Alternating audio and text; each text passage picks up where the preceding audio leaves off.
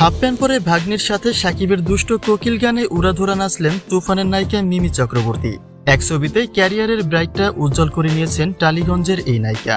তবে ভাগ্নির সাথে মিমির এই ছেলে মানুষই মুগ্ধ করেছে শাকিব খানকে। কেননা টালিউড কুইন মিমি চক্রবর্তীর হৃদয়ের এই কোমলীয়তা আসলেই প্রশংসনীয়। নিজ বাসায় আদরের ভাগ্নির সাথে এতটা আনন্দঘন সময় কাটানোটা নিঃসন্দেহে একটা ভালো মানুষের পরিচয়।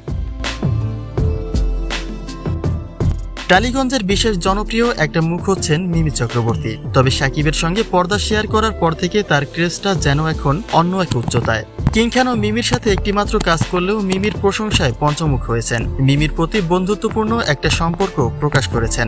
যদিও ব্যক্তিগতভাবে দুজনকে একসঙ্গে দেখা যায়নি, তবে সাকিবের প্রতি ব্যক্তিগতভাবেও একটা ভালো লাগা প্রকাশ করেছেন এই চিত্রনায়িকা। রুমের মধ্যে ভাগ্নির সাথে দুষ্ট কোকিল গানে পারফর্ম করে নতুন করেই আলোচনায় এসেছেন মিমি চক্রবর্তী।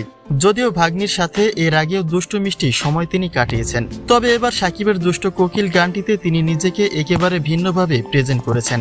এক কথায় মিমিতে মুগ্ধ শাকিব খান।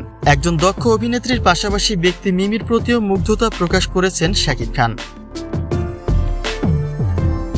এর আগে মিমির একটা পোশাক বিতর্কিত হলেও সাকিবের সঙ্গে মিমির এই জুটি ছিল বেশ আকর্ষণীয়, যে কারণে বারে বারে সাকিবের সঙ্গে পর্দায় মিমিকে দেখার আশা ব্যক্ত করেছেন নেটাগারিকরা। তবে চাওয়া শুধু এতটুকুই, চলচ্চিত্র থেকে নোংরা পোশাক আর নোংরা চিন্তাধারাগুলি উচ্ছেদ করা হোক। মিমির সঙ্গে সাকিবের এই তুফান বাংলাদেশে একটা ইতিহাস তৈরি করেছে। তাই বাংলা চলচ্চিত্রের জন্য যেন এই সুদিনগুলি বহাল থাকে সেই আশায় সাকিব মিমির প্রতি ব্যক্ত করেছেন ভক্তবৃন্দরা।